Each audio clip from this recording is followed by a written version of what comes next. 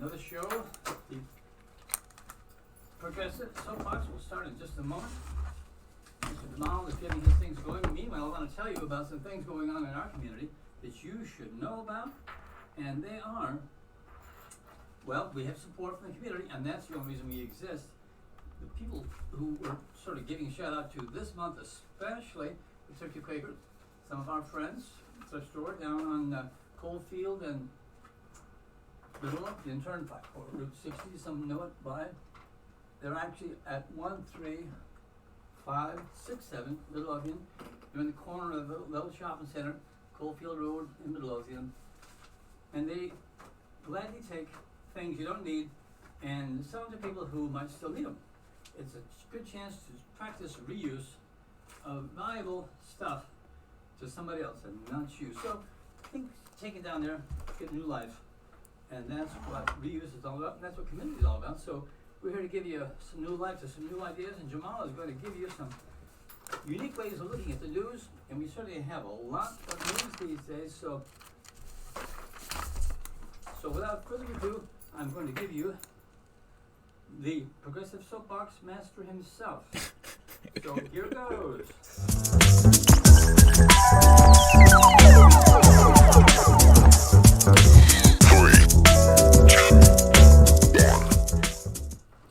My name is Jamarl Thomas. This is the Progressive Soapbox. I hope you guys are doing all right today, especially from the standpoint of your drive time. This is, after all, the time frame in which you are heading home for the evening, and I will be the voice in your ear for the next 2 hours. I hope you guys can hear me okay, just making sure that everything is all right, that the technical specs are up. Ryan, voice okay? Yeah, is your headset? It's this one here. You can hear me? There we are. Yes, there we are. That's a little bit better. I was just making sure I could hear my voice in my ear. I want to make sure that you guys and I am hearing the exact same thing. That's always a helpful quantity. Guys, I honestly hope you had a good day today. This is not necessarily hump day, and you have, 3 more days until you get to the weekend, living for the weekend. It's a shame that has to be the case. After all, life has no point. It is literally a pointless endeavor. We determine our points, and oftentimes we get into this notion and we get wrapped into these various ideas around what is valuable to us. I would make the point to you that I would hope at some point that we get to the point where life is the value, and that the point becomes living, not necessarily trying to work in order to ensure that you can feed yourself, clothe yourself, and all of those good things. Don't misunderstand me. I'm not saying that work is not important or valuable. I think it is, especially to the psyche of us. But a 5-day work week as opposed to a 4-day work week, is there a large difference in between those things from a human happiness and wellness standpoint? Yes. From a capitalist standpoint, potentially.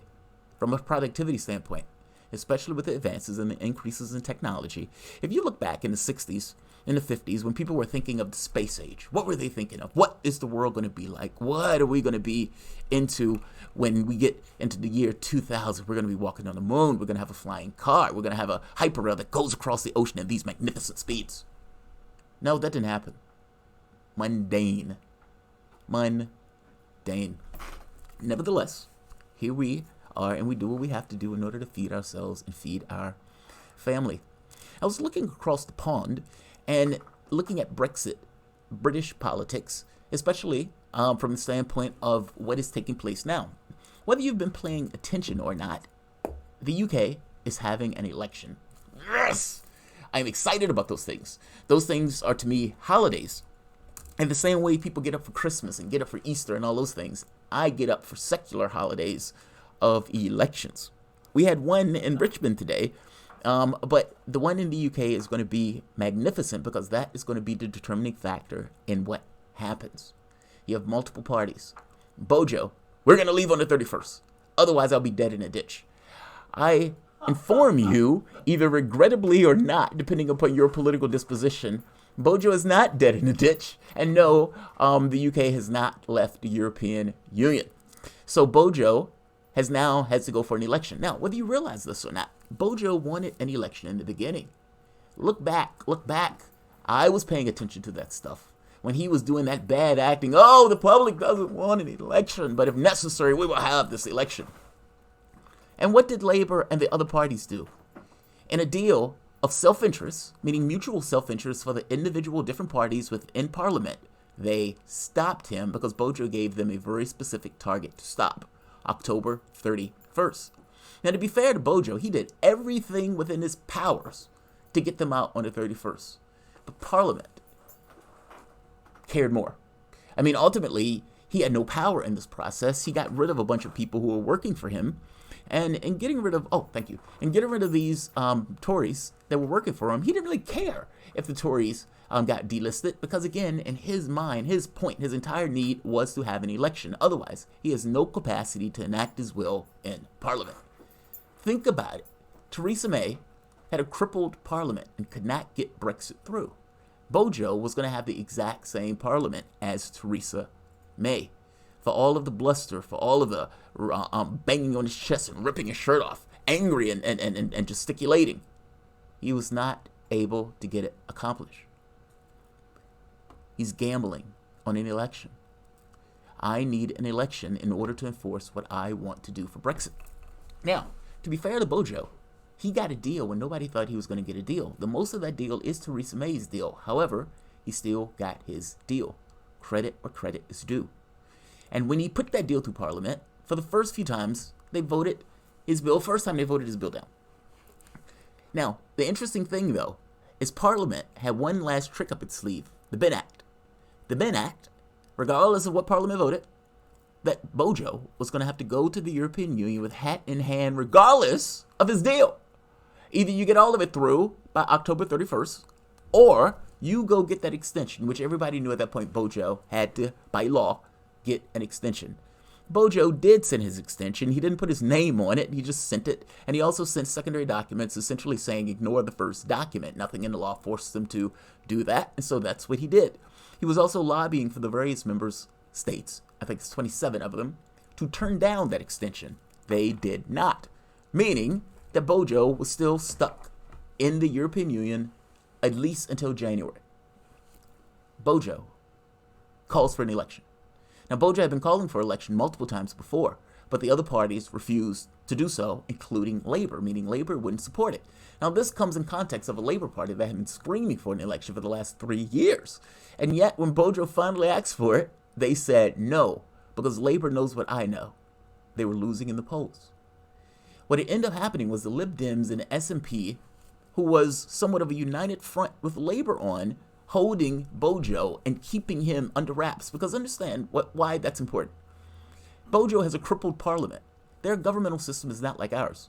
He has a crippled parliament, meaning he can't affect his will despite being the prime minister of that country. It's almost like prime minister in name only. So he has no choice but to call for an election. But again, that's what he wanted. The moment that the extension was filed, what excuse was there to not have an election?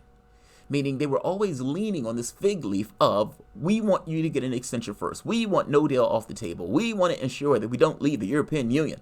Great. Those things are met. Your conditions have been met.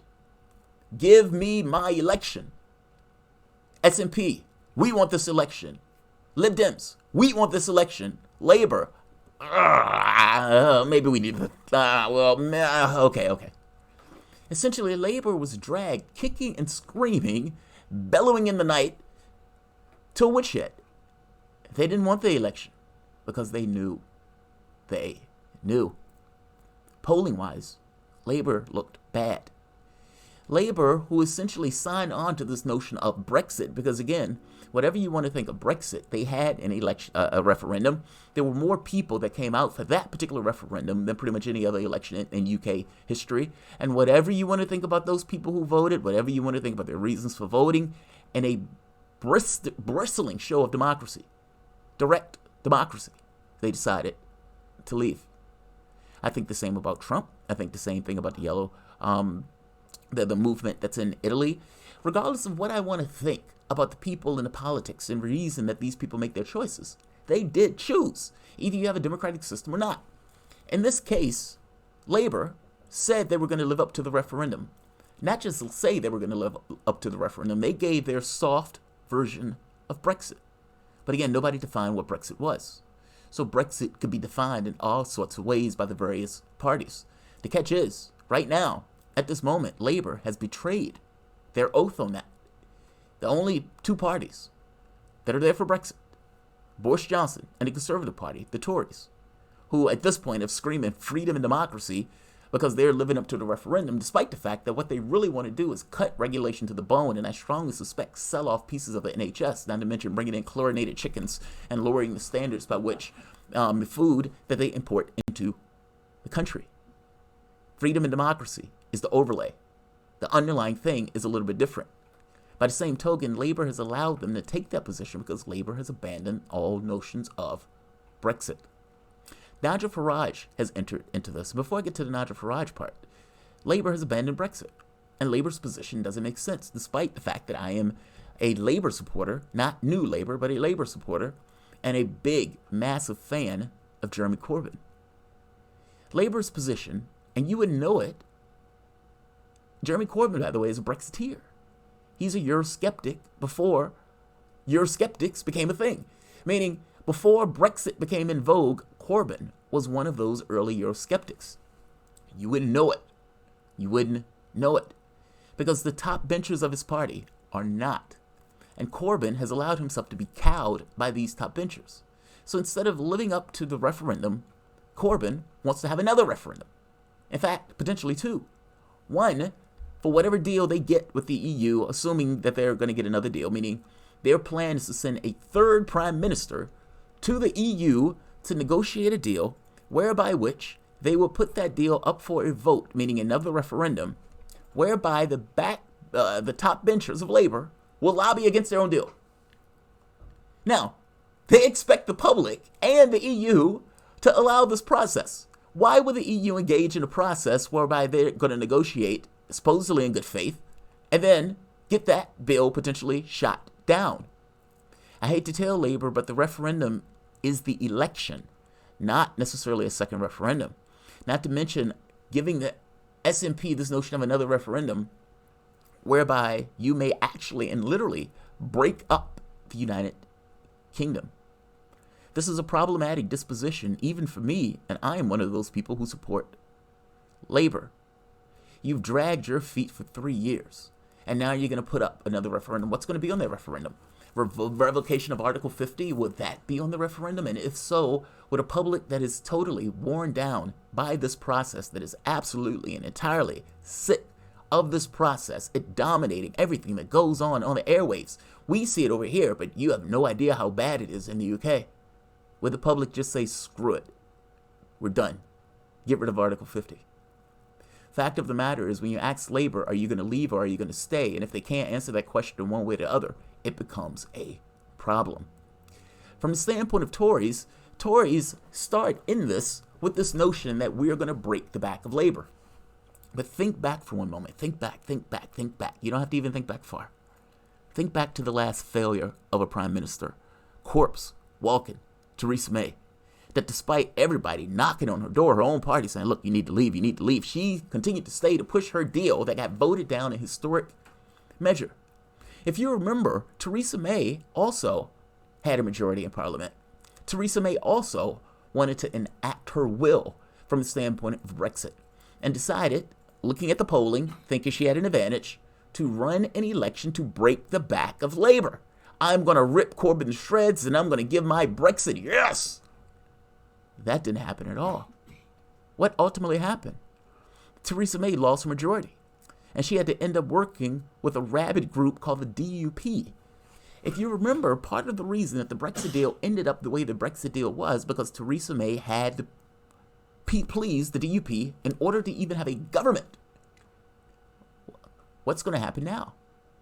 Meaning, is this the Ides of March? And I know we're not in March. I guess I'm making the point that despite Bojo having a lead in the polls, and despite it looking like the public will vote in conservatives by, last time I looked, double digits. It doesn't have to happen that way. It didn't happen that way last time. And despite me backing this notion of Brexit, I in no way back Bojo. I'm a lefty on this. My issue is that Corbyn cannot enact the policies that Corbyn wants to enact while he is in the EU. He would run afoul of the EU, which makes this that much more weirder for the position that Labour is taking. SNP and Lib Dems have taken the remarkable position of saying, I don't care what the referendum says. Now, to be fair to the SNP, Scotland wanted to essentially stay. And Scotland is talking about having a secondary referendum, whereby which I suppose they would want to join the European Union, which is the weirdest thing in the world to me, that the small Scotland will join the European Union and believe their fate is best served and influence is best served in the European Union as opposed to the United Kingdom.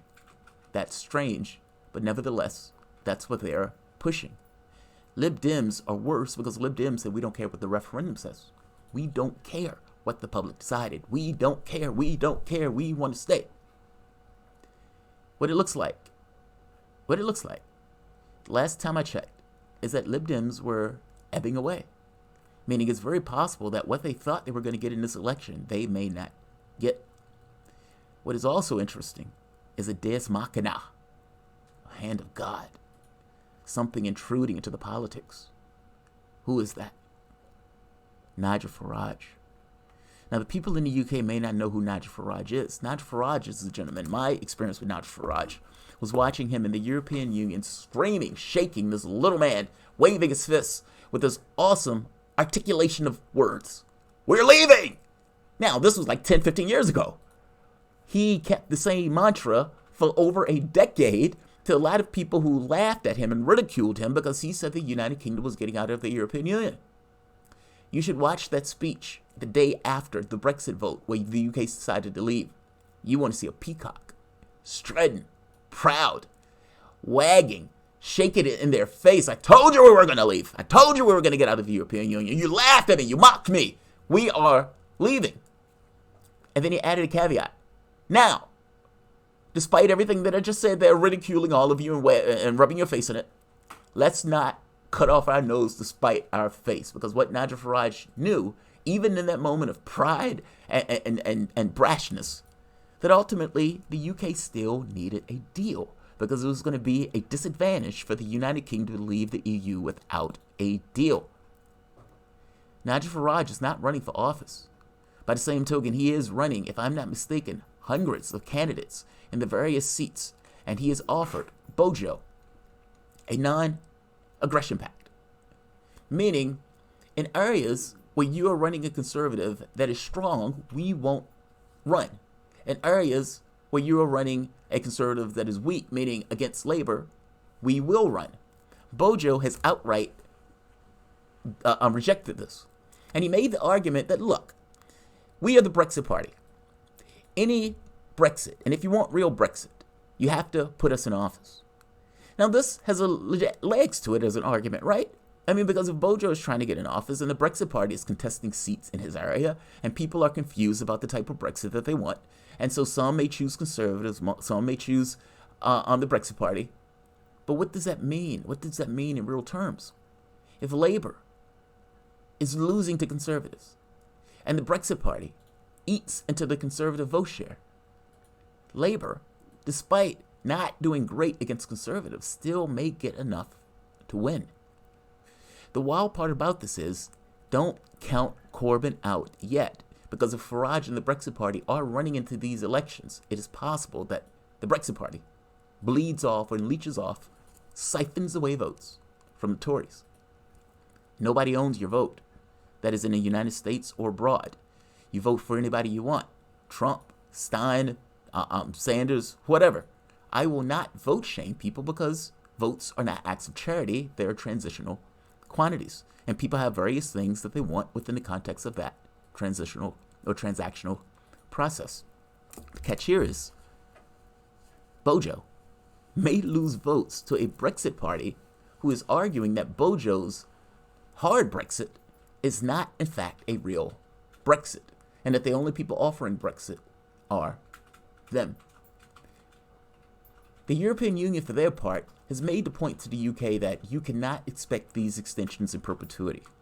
You guys are playing politics domestically while also having that stuff to have an impact in regards to the way we work with you.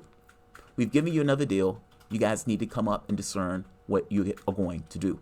And gave a stern warning. You cannot continue to expect these. And it was unclear on whether or not they were even going to grant this particular referendum. Bojo didn't want him to do it. He wanted to be my deal or no deal to put more pressure on the various members. Well, they didn't do that. By the same token, Bojo gets his election, and that election may have significant consequences for what happens in the context of Brexit.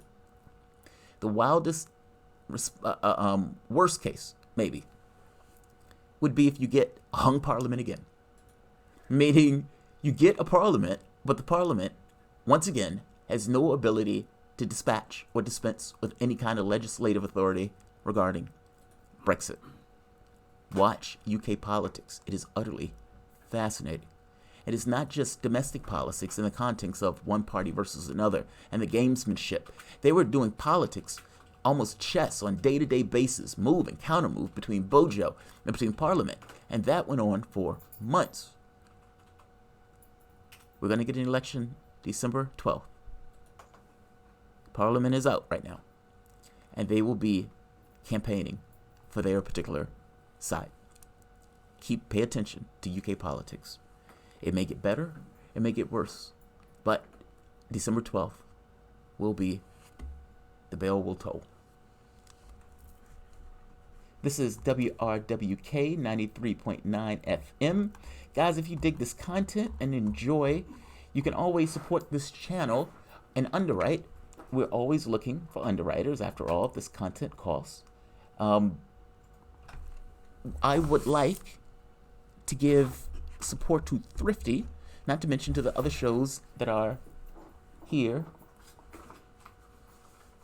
that back us up. You are listening to the Progressive Soapbox Radio Show with Jamarl Thomas. Tune in live every Tuesday at 5 p.m. Eastern here on WRWK 93.9 FM. You can also always listen live online at theworkfm.org. That's WORKFM.org. Check out the website and click on the link that says Listen Now. If you are enjoying the broadcast, please consider underwriting this show or one of the other great shows aired here on WRWK 93.9 FM, your radio station of, by, and for the people. Jamarl will be taking calls during the last 20 minutes of the show, so please call in to share your thoughts and questions at 6:40 p.m. The number for WRWK is 804-464-1089. And again, the phone lines will be open only during the last 20 minutes of the show, beginning at 6:40 p.m. Thanks again for listening to the Progressive Soapbox Radio Show here on your local community station each and every Tuesday from 5 p.m. to 7 p.m. on 93.9 The Work FM.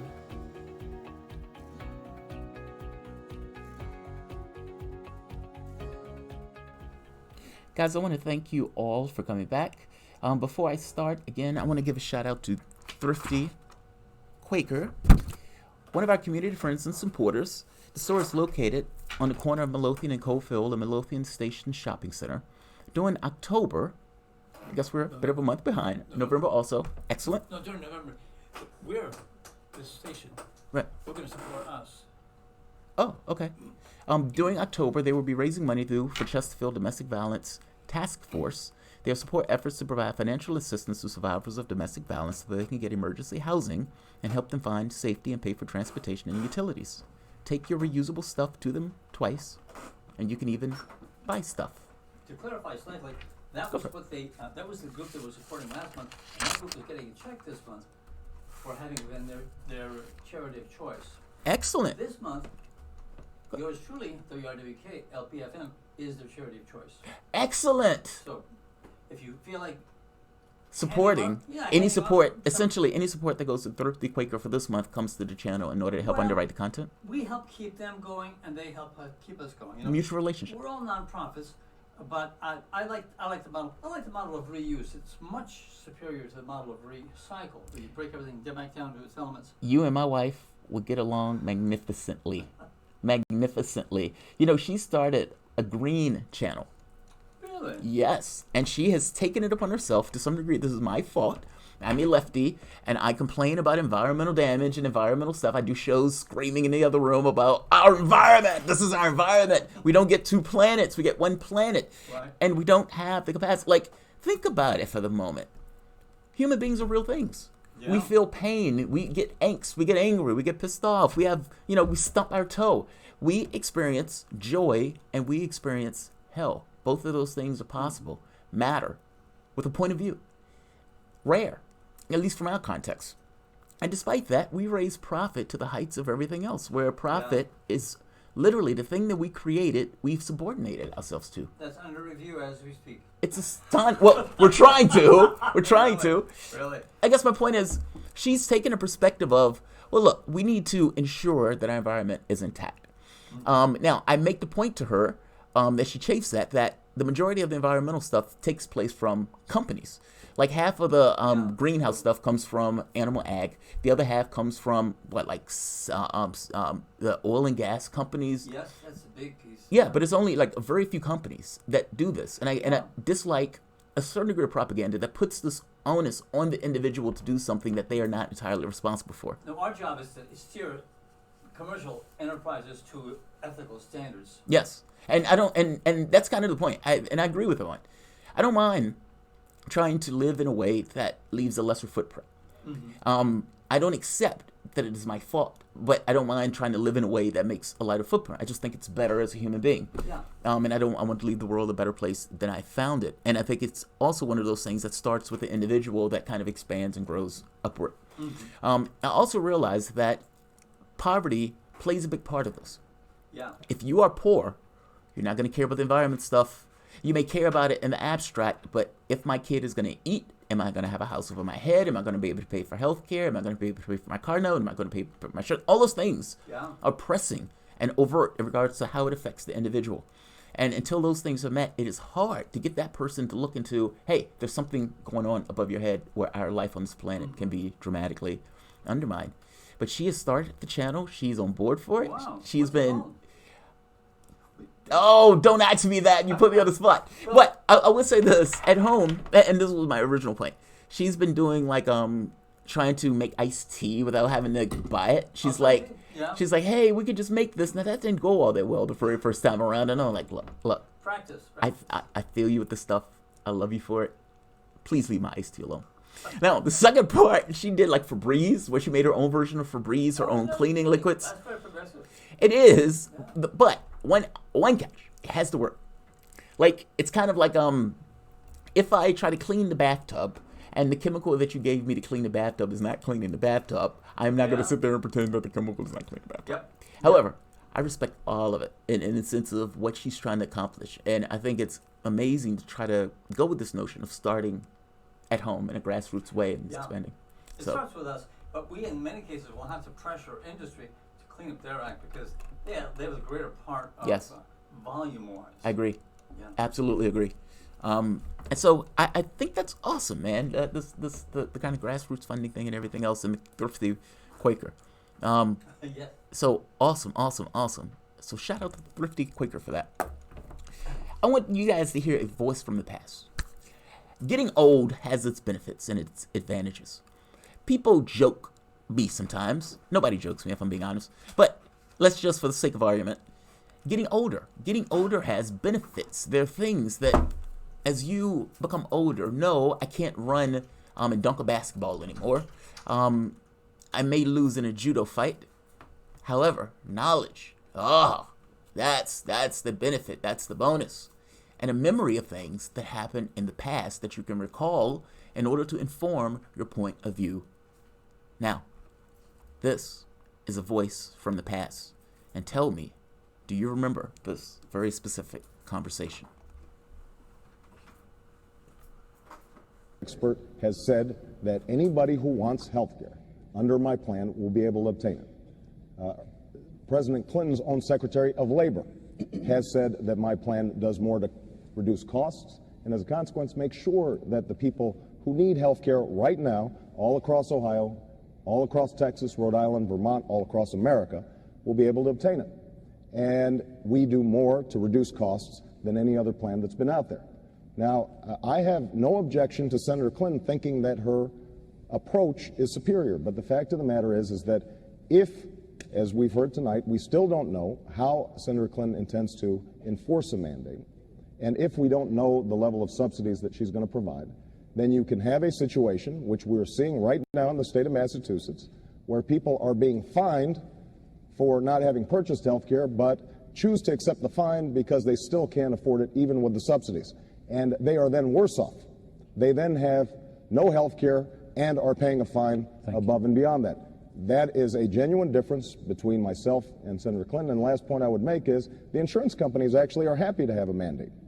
The insurance companies don't mind making sure that everybody has to purchase their product. That's not something they're objecting to. The question is, are we going to make sure that it is affordable for everybody? And that's my goal when I'm President of the United States. We don't want to put in a situation in which on the front end we are mandating them, we are forcing them to purchase insurance, and if the subsidies are inadequate, the burden is on them and they will be penalized. And that... Groundhog's Day. Groundhog's Day. Yep. Do you remember this, Ron? Oh, yeah, well... Do you remember this very specific debate and this very specific argument? No, not specific. I remember that going around and around on details of this. I remember. Lord knows I remember. Yeah. My memory goes back for this particular point. This, for the youngins out there, the 17s, the 20-year-olds who may not were involved in politics. My wife didn't even remember this. No. I remember this.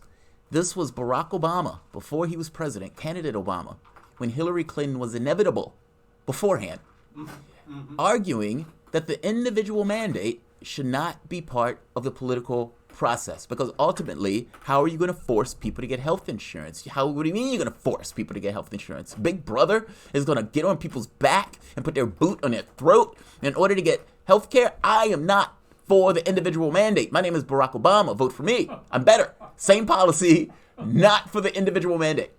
Hillary Clinton, in this video, you can't see it on the radio, is looking at him like, this guy is lying through his teeth. The look on her face is priceless. Because Clinton knew. She knew exactly that what he was saying was not true. And what happened? Obama got in office. And what did you get? The individual mandate. Yeah. The government forcing people to get health care. The exact thing that he chided and cajoled Hillary Clinton for. Hope and change, buddy. I love that clip. God, I love that clip. You have no idea how much I love that clip. Because the public, after Obama did this, when he got into the race with John McCain, forgot that this took place. They forgot it. They absolutely forgot it. I didn't forget. My memory is long on this stuff. Because when he got in office and he put through the individual mandate, my mouth hit the floor. And I'm like, oh my God, he chided Clinton for this exact thing. And that's exactly what he did. Healthcare is my litmus test. Medicare for all is not a concept. It's not subjective. It's not a framework. It is not something that's fudgeable. It is a bill. It is a legal document. Yeah. It is in the Senate, written by Bernie Sanders. The person who wrote it gave various ways in how to pay for it. The other opposing bill, or not opposing, but the mirror bill by Jayapal, also House of Representatives, is a bill. And the president will have to mail those two things together in order to sign those things into law. Do not be fooled by people who are acting like Medicare for all is a subjective, fudgeable framework of a idea. It's not an idea. It's not an idea.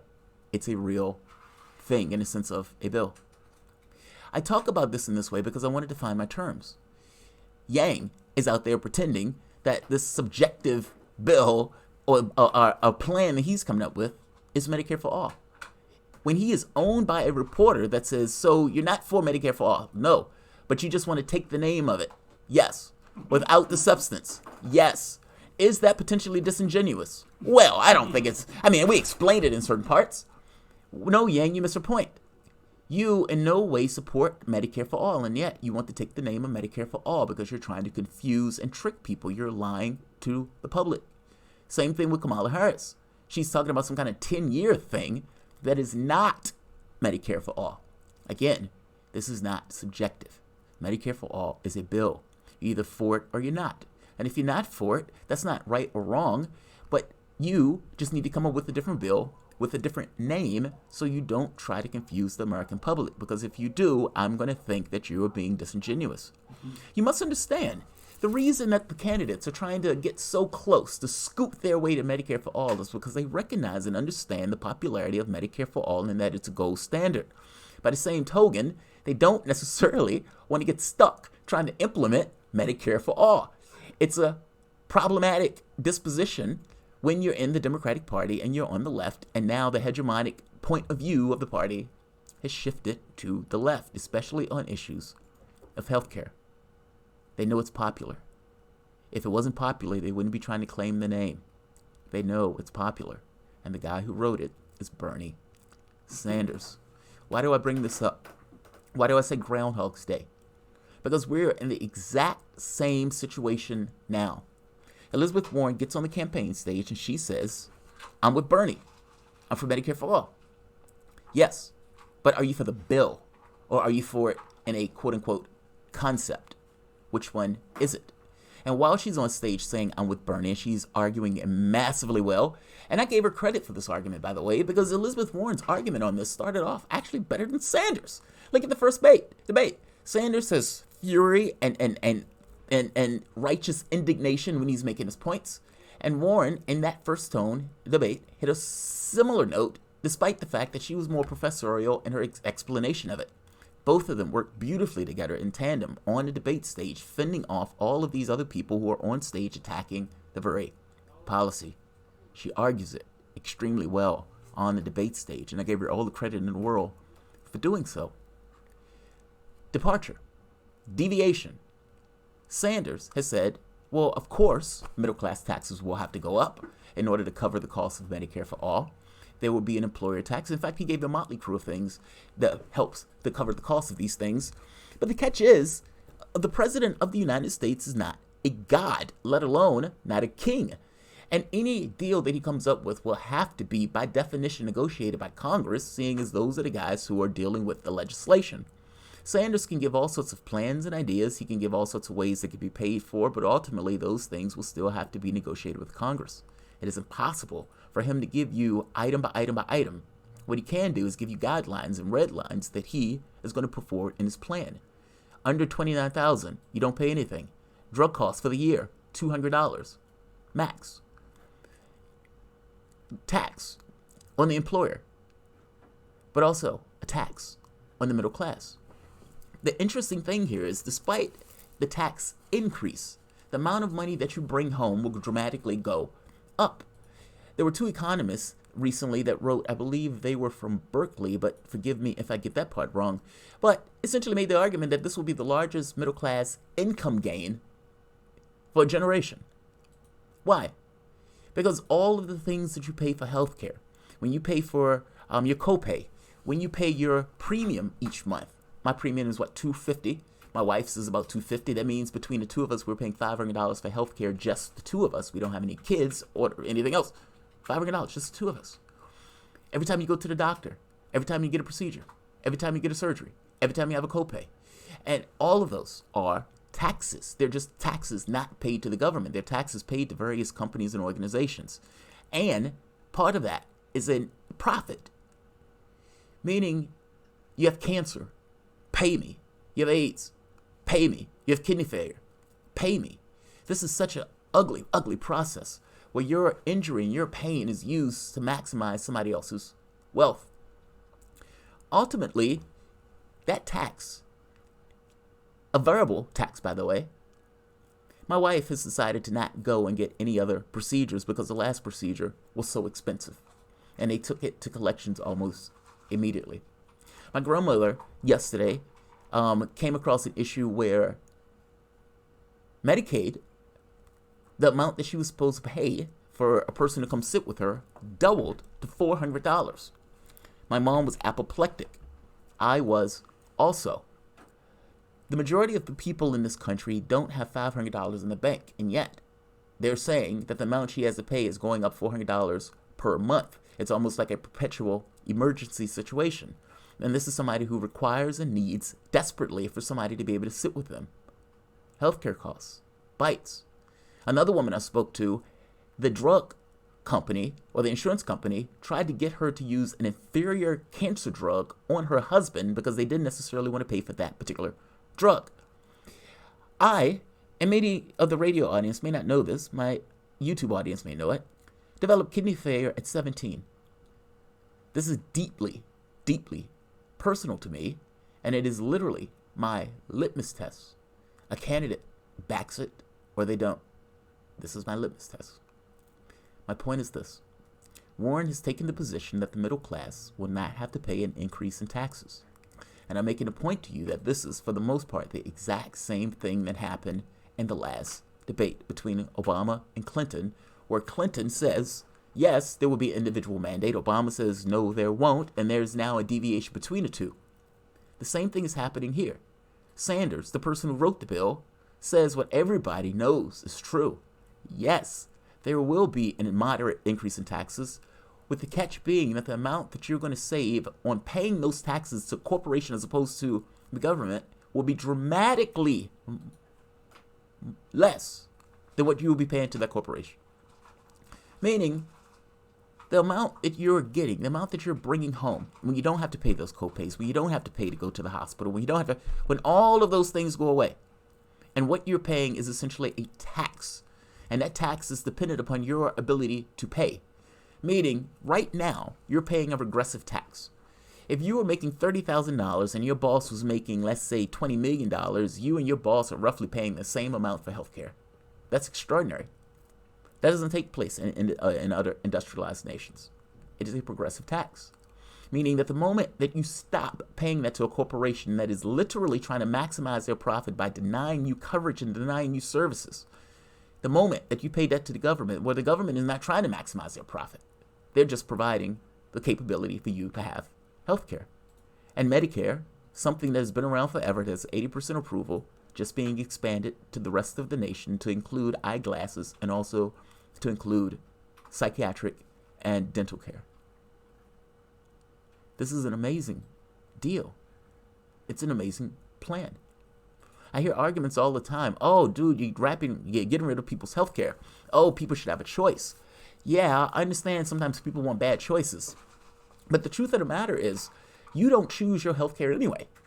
When I go to a job and they say these are health care plans, that's not my choice. That's the company trying to figure out how they can save money by providing health care and then saying this is what we do. That's not my choice, nor is that your choice. When the company makes the choice of getting rid of that healthcare plan and coming up with a new healthcare plan, something they did every year that I worked for a company, again, that is not your choice.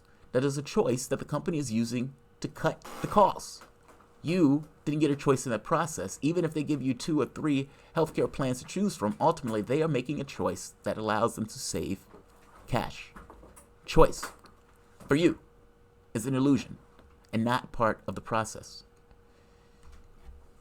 Medicare for All gets rid of all of that chaos.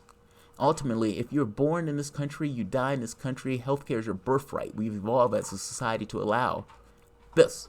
And we find it atrocious that in a society as rich and as wealthy as our own, that anybody, any person, will have to go without drugs or food, or would have to make a choice between the two, or to have an older woman that is given all of her muscle and her brains to ensure that our society can tick along in the way the society ticks along. And by the way, my grandmother is not unique in this. That person, when they get older and can't work, that they will be in this horrible situation of having to stop having people to come to the house to take care of them. This is not the system to which we should strive towards. When I was in my 30s, I lost my health insurance. Just so happened at the exact same time I lost that job, Medicare expired. Now, this is a situation where a person who has just lost a transplant has also just lost their health care because it was tethered to a job, and has also just lost Medicare because after a certain period of time, Medicare calls it quits. Why is this okay? And is this what you want as a society? We can do better. We can have a gold standard. The vision is extraordinarily important, meaning what you believe is extraordinarily important in this process. And what I'm telling you is if John F. Kennedy can get there and ape shaking his fist at the sky saying we're going to the moon, then yes, we as a united front can come together in order to ensure that each and every person in this particular country is covered, head to toe, cradle to grave. It is not impossible. It is doable.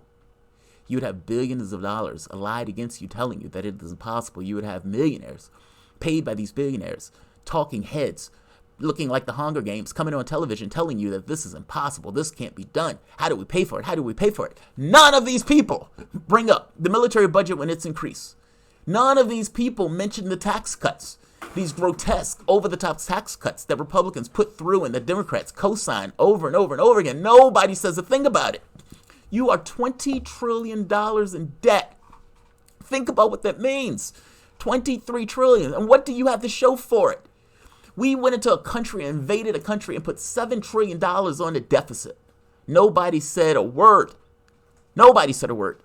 The moment we say, hey, let's see if we can provide health care for the public. Whoa, whoa, whoa. How much is that going to cost?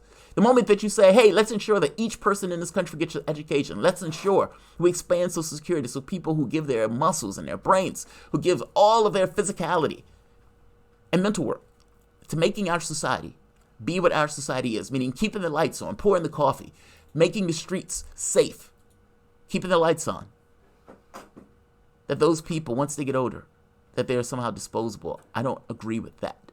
Nor do I agree with the narrative of these neocon Democrats who are now attacking Medicare for all, the Republicans that are going to be attacking Medicare for all, the media that's going to be attacking Medicare for all. All of them have a self-interest in this process, either being paid by people, paid for by people who don't want this to come about because it adversely affects their interests. Think about it for the moment. How much money goes into healthcare in this country? And if you appropriate that money and add it to the government as opposed to paying to a private corporation that seeks to maximize their profit at your expense, what would those people do in order to keep that potential eventual reality from coming about? They would say whatever they need to say. They would do whatever they need to do. The goal of it is to maintain a profit, not the best interest in your healthcare. My point is, healthcare should be the point of healthcare, not profits from these other people that are involved in this process, be it political, media, or companies. Healthcare is important, especially to me. My cases and the situations that I mentioned are not unique to me. I have no idea or no belief that it's unique to me. That is something that is replicated from family to family to family to family to family to family all throughout the United States. 300 and some 29 million of us. Those talking heads on the media, those billionaires that pay those talking heads, do you honestly believe that the experiences that they go through, meaning from the standpoint of healthcare or vulnerability, are the same as yours? They are not. We are the 99%. And as such, I am my brother's keeper. I firmly believe that. And I will make the argument to you that if you also firmly believe that, then Medicare for All is something that us, black, white, gay, straight, women, man, whatever, on the same page, believing in new myths, dumping the old ones away, that we can't do big things, so we can't have nice things. Whatever I want to think of Warren, I do applaud the fact that she tried to put out a policy proposal, even though this is not a benefit to single payer.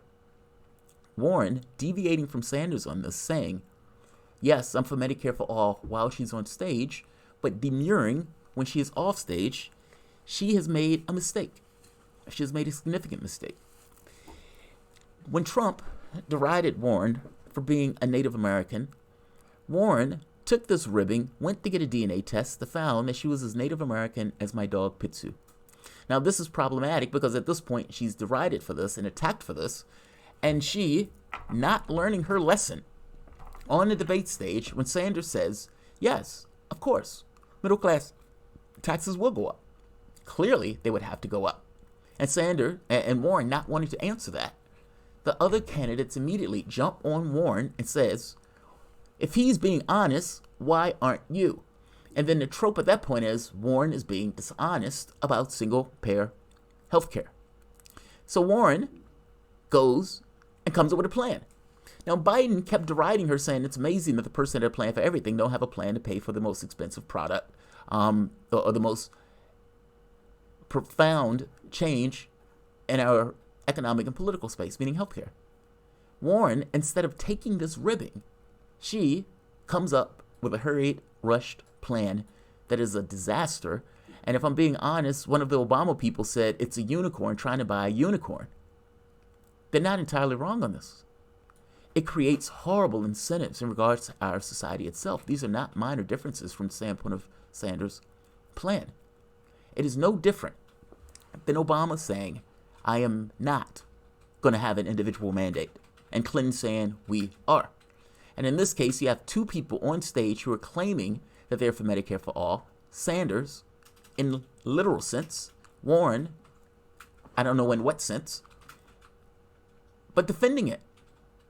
And they've peeled them away.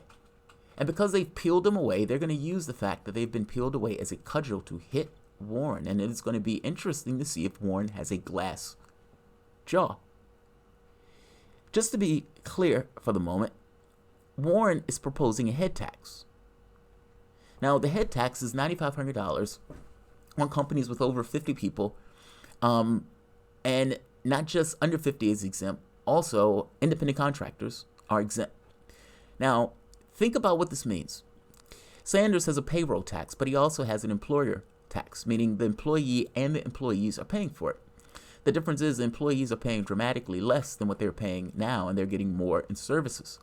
In Warren's case, she's trying to argue that she is not going to increase taxes on the middle class. However, she is going to have an employer head tax. The head tax is going to be $9,500. Now, Sanders' tax is progressive. Warren's is regressive. What I mean by that is, for Sanders, his employer side tax is a percentage of the employee's earnings. So if an employee was making $200,000, it would be a percentage of that. If I'm not mistaken, $16,000. If that person was making $15,000, then again, a percentage, $1,200. For Warren's, it's $9,500 for both. Think about what that means. If you were hiring somebody to do a job for $15,000, it would cost an additional $9,500 because that is the amount that Warren is sticking on top for healthcare. Under Sanders' plan, that's $1,000. Now, if you were an employer and you needed to hire somebody, do you hire somebody if that person was going to also add another $9,500 on the top of your head? Meaning it creates a disincentive from the standpoint of hiring. Also, because of the independent contractor loophole, you would have people being spun off as independent contractors to avoid that head tax as opposed to hiring the person on. This is something that doesn't happen under payroll tax because under payroll tax, the person pays one way or the other. It is much more difficult to evade. We're talking about something that will have dramatic consequences in regards to our society and the way the company move and arrange themselves in order to compensate for Warren's head tax. Think of another situation. An employee makes $30,000. Now, Warren is saying this is not a tax. This is not a tax. This is not a payroll tax. But is it? Is it not a de facto tax? And the same way we make the argument that corporate taxes or the money that you pay to corporations, just because you don't pay it to a government, is something that you need, is something you require, is something you can't get away from, then for all intents and purposes, it is indeed a tax, despite the fact it's paid to a corporation. But what about this? I mean, ultimately, if you had somebody who's making $30,000 a year, $9,500 is almost a third of the amount that they would be making for salary. Under Sanders' plan, this is, again, a progressive tax. Meaning if they're making $30,000, it's only a percentage of their worth as opposed to just a flat rate of $9,500. What would you do? If you were a corporation in this world that Warren is trying to stick together, that again, doesn't work and is just a showpiece, what would you do? What you would do is cut the wages of the employee to compensate for the money that you're paying for healthcare. Meaning that under Warren's plan, companies will most likely cut wages in order to compensate for the money that they're paying for the head tax. So instead of making $30,000, they may drop it to $25,000, $23,000 in order to balance it out. So not only does it incentivize companies to spin workers off into independent contractors or to just not hire, it also incentivizes a cut to wages. If you don't believe me, look at the example of Amazon. When Bernie Sanders browbeat, cajoled essentially scream in every microphone that he can get his hands on, attacking Jeff Bezos, attacking Amazon for not paying any taxes, attacking Amazon for not paying their workers a decent wage while simultaneously working their workers to death. I mean, you had some situations where they would have an ambulance outside, other times having monitors that beep in order to keep the person on task, timing people when they're in the bathrooms. I mean, not the greatest of situations and not the greatest of payment. Amazon raised wages. They increased wages to $15 an hour. That was based on Sanders browbeating them. But what did Amazon also do? You may not have seen this part. They rejiggered their system in order to compensate for the increased wages, meaning things like temporary pay or other benefits were essentially scrapped in order to pay for the increase in wages. I'm telling you, companies who have a fiscal interest in maximizing their profit will make similar moves in order to compensate for this. And what you will see will be a decrease in wages, and you will see people spun off into independent contracting positions. The only reason Warren would do this is to bend herself into a pretzel to try to pretend as if wages or payroll tax would not be part of the process. Obama said it. Clinton didn't believe it. Clinton, whatever you want to think of her, was right. And what I'm telling you right now is that she will deviate from this. And whatever she comes up with, she would say it is Medicare for all. I don't know if you heard in this video where Obama was cajoling Hillary Clinton. One of the things he said, if people wanted health care, they didn't get health care. 20 million people were left off the rolls for Obamacare. And they still called it universal health care. I'm putting to you now, Medicare for all is a bill. There's a version in the Senate written by Sanders. There's a version in the House written by Jayapal. And all of these people who are using the name for Medicare for all as a concept, as opposed to an actual thing, are deceiving the public. This bill is a showpiece purely for the sake of just skating on this notion of a payroll tax. The catch is, Warren will suffer for this. This is WRWK 93.9 FM, The Work. If you guys enjoy this content and you find yourself coming back often, please consider supporting this network. We're always looking for underwriters, as this cost in order to upkeep.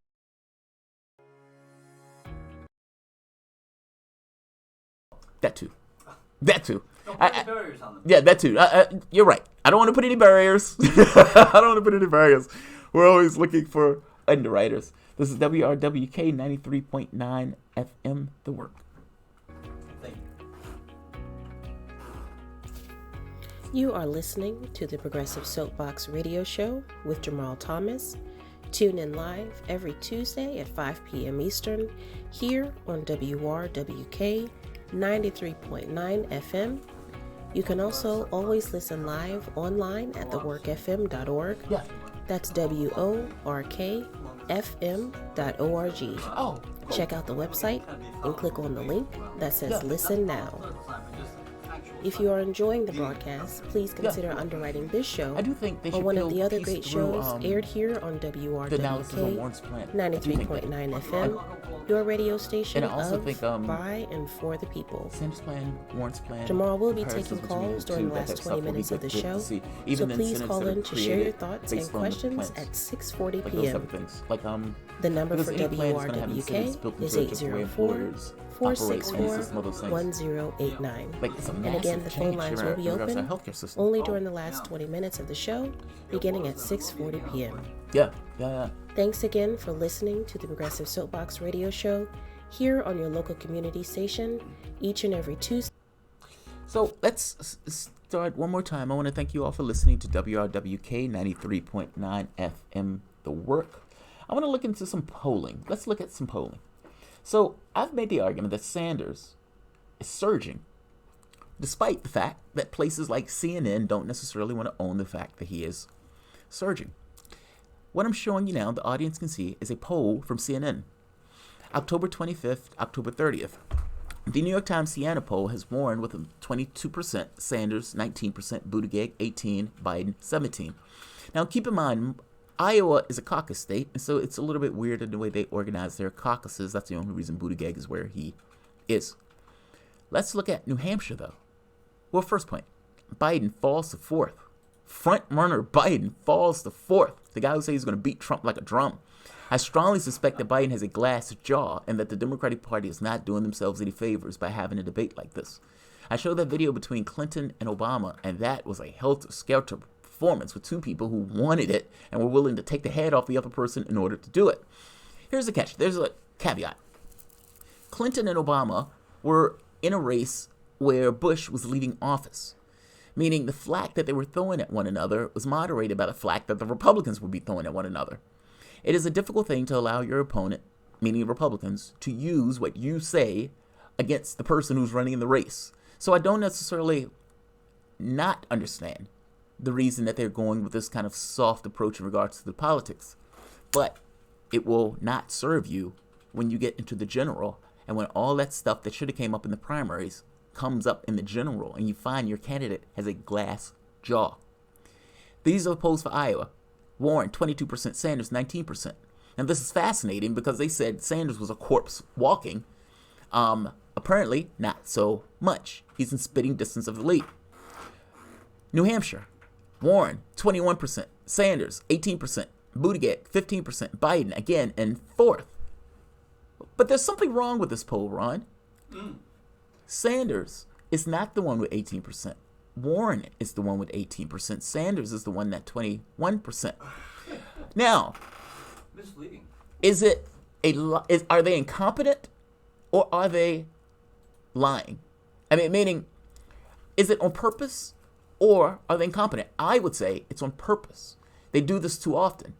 This guy, whoever did this, is paid very, very well. You have a network that is tens of $millions by their anchors, and when you get into these type of graphics and everything else, you're telling me that on their own poll, that they can't read what they wrote on their own poll and just transfer it to a graphics. That's astonishing, and I don't believe for a moment it was a mistake. I imagine they were getting some checks from those same people they were favoring. Maybe. I don't know. I do know that they got it wrong. I don't even know if it's a group think. I don't even know if it's one of those things where they organize themselves just to the preference of the network. I don't know. I do know that this poll is entirely and utterly wrong. This is fake news. And the sad part about it is that what does this mean for their other stories? If they can't look at their own poll and just write down what they are seeing on the page and get it right, what does it mean for their other information? Here's another one. They finally corrected it. Sanders, 21%. Warren, 18%. But on this poll, they add the extra, no clear leader. No, there's a clear leader. The guy has 21%. You just don't want to own up to it. They're trying to black him out. Do you realize CNN the other day when the New Hampshire poll came out, they did everything they could to leave Sanders' name out of the title. They bent over backwards. I was watching CNN that day and came home not aware that Sanders was in the lead because they did everything that they could to avoid saying Sanders. They had like 4 or 5 articles. Biden slips, Buttigieg strong in the fourth. Not Sanders, rejuvenated, back from the dead like Jesus. From the heart as Lazarus. I'm sorry. No, Jesus too. Oh, yeah, but he left. That's true, but he was seen supposedly at a McDonald's or something. Do you remember, that was supposed to be the guy saw him, and he said, he didn't know who he was and that type of stuff, but supposedly it was Jesus. Right. So, but fair enough. Lazarus is a better example. I'm corrected. But like Lazarus, man having a heart attack, coming back, strong. Endorsements, AOC endorsements, Ilhan endorsements, Rashid Tlaib endorsements from the guy Stacey or whatever his name in Iowa. He is reinvigorated. And for whatever reason, CNN is pretending that that's not taking place. And here's another one.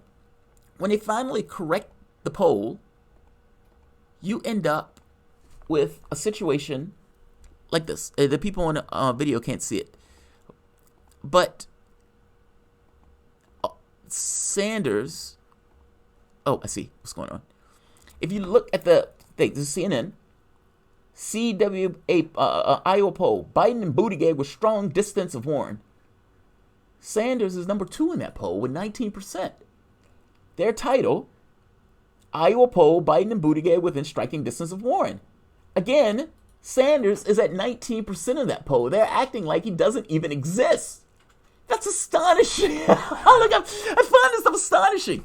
Like, at a certain point, you can't even get angry at it because you just kind of accept that these networks are fundamentally against him. I don't know if it's because drug companies advertise on their platform and they know that will be a cut in their checks.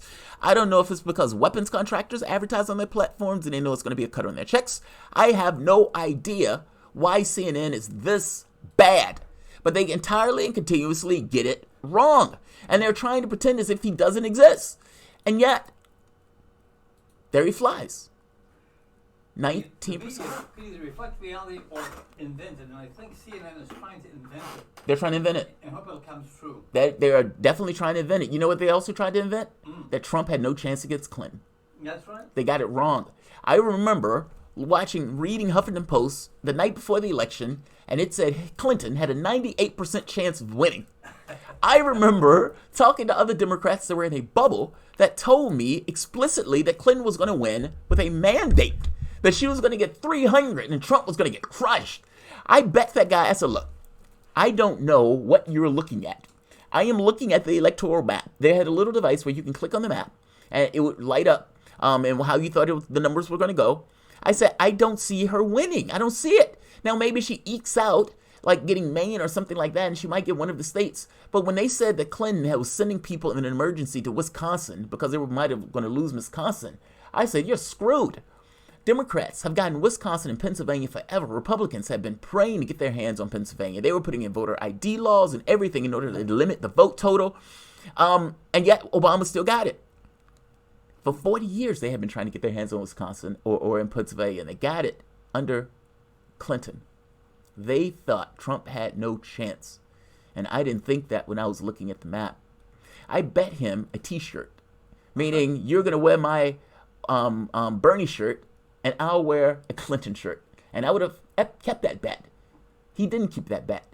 The day after, he looked at me like some sullied, like an affair where you did something just extraordinarily weird in the bedroom that night when he came in after the election. He's looking at me and he just put his head down and just goes in his office. And I go to his office and I drop my Bernie shirt off. I didn't care that it was too soon.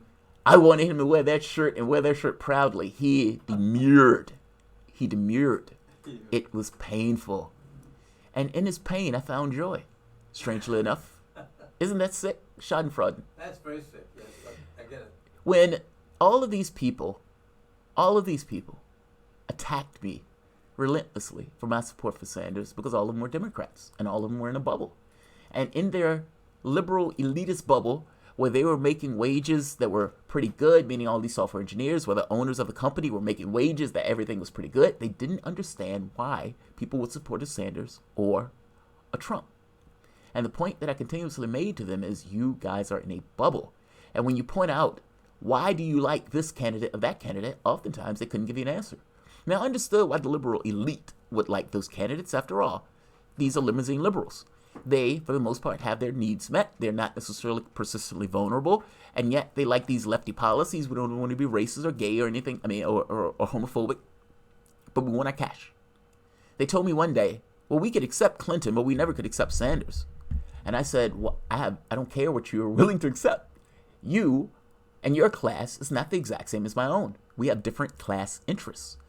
You could support Sanders that will be against your class interests, and I would applaud you for it, but I am not shocked in the least that you would support a Clinton, saying if she was going to give you a massive tax cuts when she got in office, just like Obama enshrined those tax cuts, just like Bush put those tax cuts in.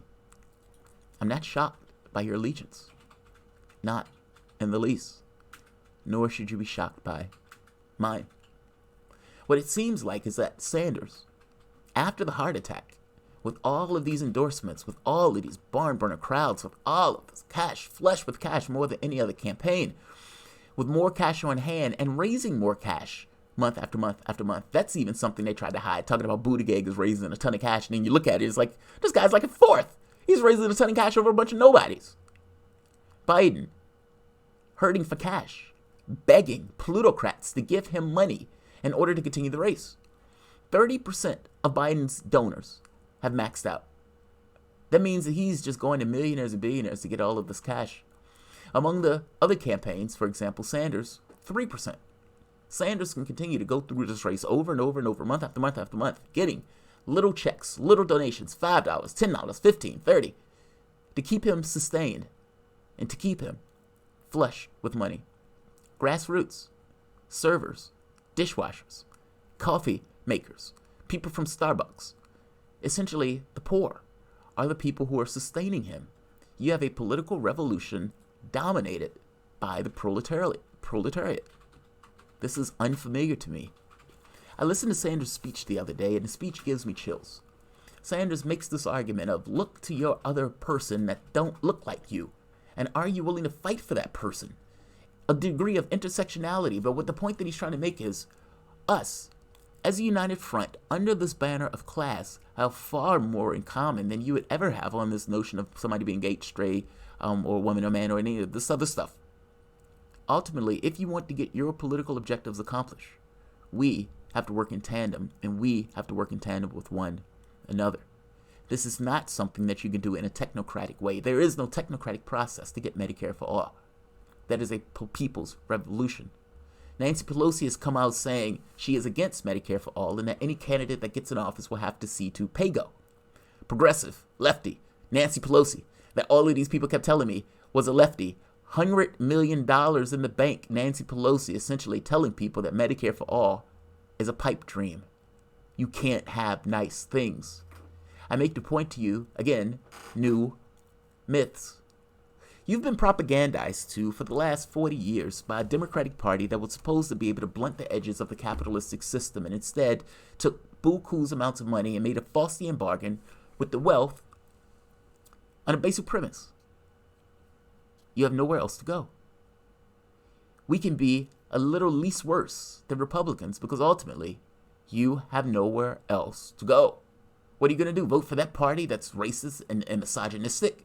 What are you going to do? Vote for those guys who wants to have this helter-skelter economy, that wants to cut regulations to the bone, that wants to get rid of Medicare and Social Security? What are you going to do? Yes, we're taking massive amounts of cash. Yes, our priority is the 1% and their interests. Yes, those things are absolutely true. We are also taking money just like the Republicans, but we will be an incremental amount, a better amount, least worse. You can't have nice things. And if you try to have nice things, Republicans are going to win. My argument, and Sanders' argument, is new myths. Those are things that you're told to keep you cowed, to keep you unruly, or to keep you rulable, let's say it that way. That changes. Now, for the first time, you have a sword from the standpoint of domestic policy that is motivated and is pushed by you. You, the 95%, the 99%, are his investors. If you want to look at it as people buying politicians, you, as a collective, are buying him. And they hate it. I've watched videos where oligarchs turn around and says, yeah, I mean, people shouldn't be able to just pay $5 and buy a politician. Really? How much should they be able to have to put in order to buy their politician? Sanders, whatever they want to say in media and whatever they try to black out, is indeed surging. Sanders, up in Iowa, statistical tie for the first place. The poll shows Bernie's support most robust. 55% of Iowa supporters say their minds are made up. Meaning, 55% of Iowans that are voting for Sanders say, this is our guy. We're not going to anybody else under no circumstances. We're certain. He's the number 2 in Iowa. Sanders in the lead in New Hampshire. Sanders surging in Michigan. Emerson's new Michigan poll shows Bernie gaining 5 points since March and now is in a strong second place behind Joe Biden, who plummeted 10 points in the same time period. In New Hampshire, the CNN New Hampshire poll shows Bernie leading the field first in the national primary state. That includes big leads in self-described conservative Democrats, independents, and Democratic voters who did not vote in 2016. The poll also shows that Sanders is the most likable candidate in the field. Bernie is the only candidate beating Trump in 5 key states. Now let's get to that point for the moment. I want you to see something. General election matchup. This is Siena College, New York Times, Upshot poll. Trump, 45%. This is Michigan. Trump, 45%. Warren, 40%. She's losing to Trump in Michigan. North Carolina, Trump, 48%. Warren, 44%. She's losing to Trump in North Carolina. Florida, Trump, 46%. Warren, 42%. She's losing to Trump in Florida. Wisconsin, Trump, 47%. Warren, 45%. She's losing to Trump in Wisconsin. Pennsylvania, Trump, 46%. Warren, 44%. She's losing to Trump in Pennsylvania. Arizona, 47%. Warren, 46%. She is losing to Trump in Arizona. These are red flags. This is the New York Times poll. This is, not just a dodgy poll per se. Sanders, in these primary states, that's not the case. I mean, don't misunderstand me. Trump is not this kind of weak link that I think people think they are, that I think he is. And also, to be fair, a poll taken now is a snapshot. It's not an absolute in a sense of what reality is, and things do change. So don't misunderstand me. It's very possible that they can get into a conversation where Warren somehow draws this somehow dynamic that she ends up beating Trump. Personally, I think her weaknesses will overwhelm that. I think she has potentially a glass jaw. Look at this, just so you can see a comparison. For Joe Biden in Pennsylvania, or Michigan, he's even. Pennsylvania, Joe Biden up 3. Wisconsin, Joe Biden up 3. Florida, Joe Biden up 2. Arizona, Biden up 5. North Carolina, Trump up 2. In the same poll, Sanders in Michigan is up 2. Pennsylvania, Sanders is up 1. Wisconsin, Sanders is up 2. Trump wins by 1 and 1 in Florida and Arizona consecutively, with North Carolina, Trump up 3. I find this to be fascinating. A, that with everything going on, Trump still retains a certain degree of strong positioning. And I've seen polls that show that Trump wins the Electoral College despite losing the popular vote. To be fair to Trump in the last election, Hillary Clinton did win by 3 million more votes, but all of those votes came from California. That's an utterly bizarre thing, but ultimately California is such a big and populous state, they hated Trump's guts, and so they ended up giving Clinton that vote total where she wins the popular vote. But if you look at the country itself, the country was bleeding red. I mean, it was astonishing to see. There is something going on in our electoral process where 50% of the public just says they don't vote. And you have another 50% that ends up putting in a blue-collar billionaire. Something is wrong in our political space. The Democratic Party lost a popular vote, meaning popular election, to a blue-collar billionaire. That should be painful. And it's unclear whether they've learned their lesson. What it does look like, though, is that the country, meaning when you get into the polling itself and you get into the various states, want something different, and they want something in the context of vision. You see that whether they're voting for Sanders or whether they're voting for Warren, and you see that Sanders and Warren, if you add those two together, ends up with a vote share that is a majority in many, if not most, of these polls. The public wants something else. They are craving this large visionary politics, and yet they're also scared. They're terrified that Trump wins again. I clue you in on a secret. So am I. I don't want Trump to win, not in the least. But that is going to depend on who Democrats put up. Ron, it looks like you have something to say. Go for it. Well, I don't advocate politicians, but I do hope that when we look at the fallout from the last 3.5 years or 3 years, do we actually look at what's happened to the population, if the economy is actually good or just good for certain people? It's not good at all. If we've had any real growth, if it's just been rearranging. I know the disappointment with the tax cut was that companies just went and bought up their stock. It's my old theory. Have you heard my theory of economic black holes? Go for it. Go for it. Okay, you heard it first here.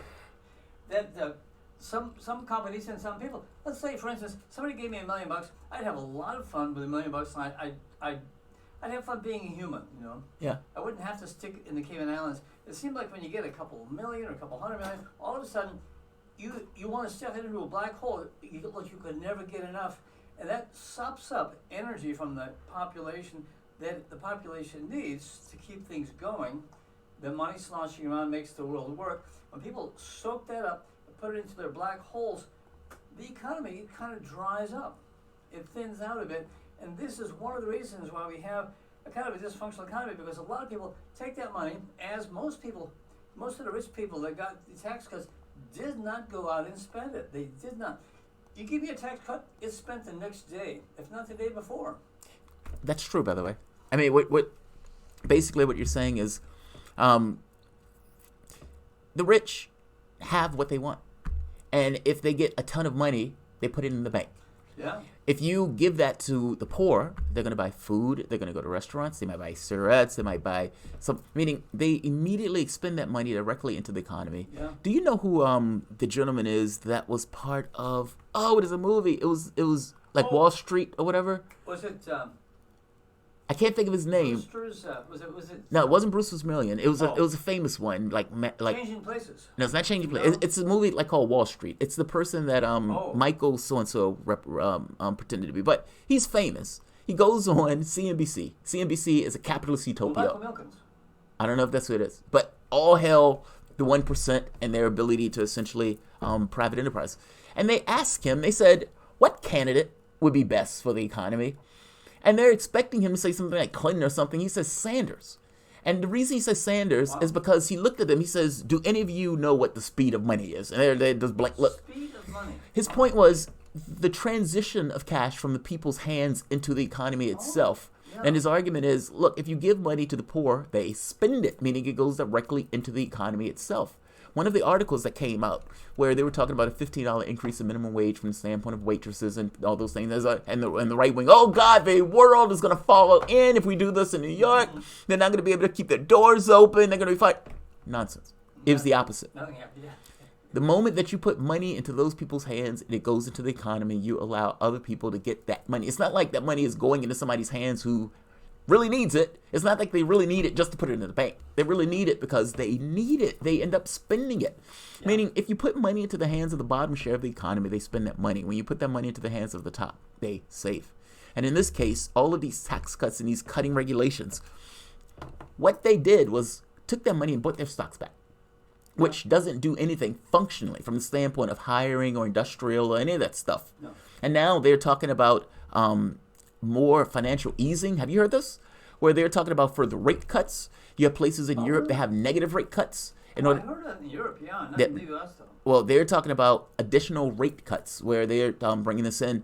And on top of the additional rate cuts, they're also talking about, there was something else, the rate cuts and the financial easing, because some of the banks were weak. Now, Trump is running around saying the economy is great, there's nothing wrong here. You know what doesn't happen in an economy that is great? They don't do that. Nobody is talking about cutting rate cuts to zero and this other stuff. Yeah. And everybody is thinking of a recession, and they're thinking strongly that something is going to happen that is going to tip that stuff over the edge. We are in the trade war with China. Trump has been putting sanctions all over the world with these other countries. Yeah. They're putting sanctions on us on things like wine and everything else. And for the most part, you have a world that is off kilter. I mean, even China and the trade war with China, it's a massive deal in regards to the costs and expenses that we're putting on American companies in the way that Trump's doing it. They're also not buying our soy. Big issue. They're attacking Huawei. We, supposedly a capitalist nation, have a president that has been running around the world trying to stop capitalism. Now, what I mean by that is other countries have decided to buy Russian missile systems. Why? Because they're better and they're cheaper. From a capitalistic standpoint, that makes all the sense in the world. But Trump doesn't care. Oh, you can't buy those systems. How dare you, as a sovereign nation, buy systems from those other countries? I'm going to put sanctions on you for making a choice that is in your country's best interest, be it India or be it Turkey. The other interesting part is Europe from the standpoint of Huawei, meaning Huawei and their 5G technology is in advance of us. They have been putting more money and resources into ensuring that 5G is up and running. And Huawei has it in spades, and they've been trying to sell that product around the world. Even their devices. Huawei is at this point says, you're not stopping us. And bottom line from the standpoint of their profits demonstrates it. Trump, for whatever he tries, has been failing at this process. Yeah. Because ultimately those countries are doing things that are in their best interests. Why wouldn't they? He's not really good. He's good at checkers. He's not good at checkers. No, he's not. He's a blunt instrument. And I would even argue that Trump, at this point, needs to be impeached. No, yeah. Now, the I word. Yes, the I word. And legitimately so, by the way. Like, in fact, let's go to the thing, and we'll flip it, and we'll come back and talk about that real quick. This may be a shocking perspective from some people. I mean, let me say this. I've had plenty of Democrats that tell me, look, Jamarl, the rule of law is the rule of law. And whether that's with Trump or anybody else. Now, I understand what you're saying, that when Democrats were breaking the law, we didn't care about it. And when these whistleblowers were coming forward, we were putting these people in prison using the espionage law. And that Trump, for the most part, was doing similar things that the Democratic Party was doing, meaning the political article that shows that the Democratic Party was working with Ukraine in order to ding Trump, or Biden getting on stage essentially saying he's withholding payment or an aid fund to Ukrainian government that literally just fell apart based on Western powers pushing that government over in this kind of coup. Well, despite all of those damning items, the law is the law. And we are where we are now, and we must follow the law. In this moment, I'm going to agree with them. The law is the law. And what I require for the Democratic Party is for them to indeed follow the law. I would explain when I get back. If you're a Democrat, it's probably not what you think. Welcome to WRWK 93.9 FM. You are listening to the Progressive Soapbox Radio Show with Jamarl Thomas. Tune in live every Tuesday at 5 p.m. Eastern here on WRWK 93.9 FM. You can also always listen live online at theworkfm.org. That's WORKFM.org. Check out the website and click on the link that says Listen Now. If you are enjoying the broadcast, please consider underwriting this show or one of the other great shows aired here on WRWK 93.9 FM, your radio station of, by, and for the people. Jamarl will be taking calls during the last 20 minutes of the show, so please call in to share your thoughts and questions at 6:40 p.m. The number for WRWK is 804-464-1089. And again, the phone lines will be open only during the last 20 minutes of the show, beginning at 6:40 p.m.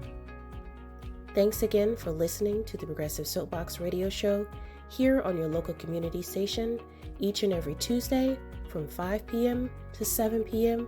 on 93.9 The Work FM.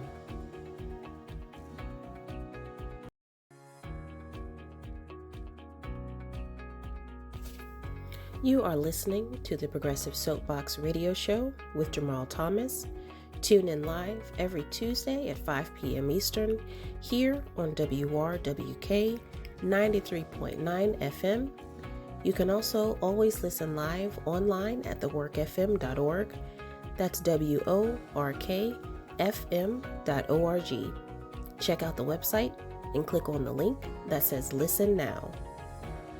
If you are enjoying the broadcast, please consider underwriting this show or one of the other great shows aired here on WRWK 93.9 FM, your radio station of, by, and for the people.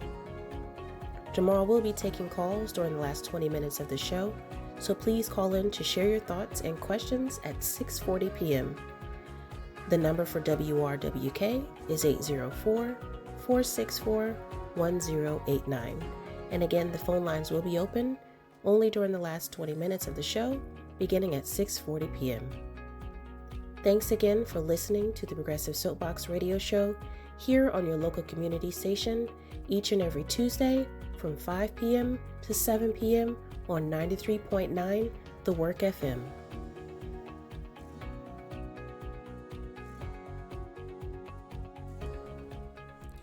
I want to thank for that voiceover. Ron, do we have any more just announcements before we start the next set? Like any more other, not Thrifty, but I thought there was one more. Or for the shows that are also on the network. Well, Wednesday night, I believe we have a show tomorrow night, the Human Equal Rights with Leslie. That's a big show. And then on Thursday we have Business Babes. Unfortunately, we will not have our South Carolina. Come to the White House. She's still getting set up in her new job and hasn't had the free time to give us another 2-hour block of the incredible stuff she does. And on Friday, we should be having the Critiques of the Culture, which I found fascinating, 7 o'clock. It's an hour long. It's brought from WRIR, our sister station. And a new show we have on Saturday at 4 to 6. Wow, about the community involvement and rediverting the prison to high school to prison pipeline. Very exciting stuff. This charity does a great job of bringing in people who are making a difference, diverting people from this unfortunate profit center where the for-profit prisons have had the schools pointed at them for a long time. Yeah. And this sad case, we see statistics all over the place. We had a young man in the studio on Saturday who had been diverted. But they're about to execute a man in Texas that's supposedly legal, innocent. That sort of stuff, yeah. It's disturbing. It's disturbing. Well, enough said for me. Back to you, yes. But I guess my point is plenty of shows on the network. Yes. The show that I think I had my debut on, the one that took place on Monday, I can't think of her name, Stephanie? Stephanie, yeah, she's Stephanie, back. yeah. She's doing an election program right now up in Fredericksburg, but today, as we all know, is election day. She should be back next Monday with lots of material because she's been canvassing, working an election up there, and I'm sure she'll have a lot to share with us then. Yeah, that should be interesting. Yes. So I have been against impeachment. Strongly so. I don't like this notion of selective justice.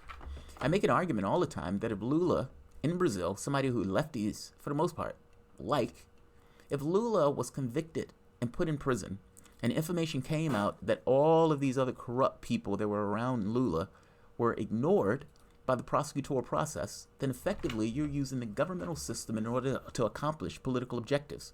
Whether or not Lula did anything or not becomes almost irrelevant because you're using the government itself to get rid of your political opposition.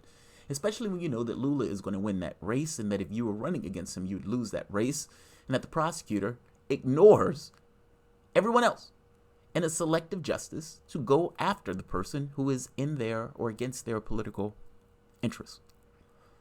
I can look above the system that I am in and make a determination that what is taking place is utterly and entirely subjective or selective. And selective justice is not justice. Not justice, yeah. I firmly believe that. So why am I taking this disposition now on Trump? Why the change, Jamarl? Because Trump has called out an impeachable offense. Trump has said stuff that is entirely and outright impeachable. And to some degree, this thing of the law is the law is the law, Jamarl, and you need to follow the law. Well, great. I said the same thing to Democrats. The law is the law, Democrats. You got to do your job. Not on this nonsense about Ukraine. You can't turn around and go with a conspiracy theory for 3 years and then tell me to trust you on this one. No. I'm talking about something straightforward and flagrant that Donald Trump has said that has gotten across that Donald Trump should be impeached. But it also means that if you impeach Trump on this, you have to investigate Obama. Listen to this. This is Trump behaving as a king, admitting to, bragging about an outright impeachable offense. House, we have a very good relationship. The ceasefire has held very nicely. We've kept the oil. We stayed back and kept the oil. Other people can patrol the border of Syria, frankly, and Turkey. Let them. They've been fighting for 1,000 years. Let them do the border. We don't want to do that. We want to bring our soldiers home. But we did leave soldiers because we're keeping the oil.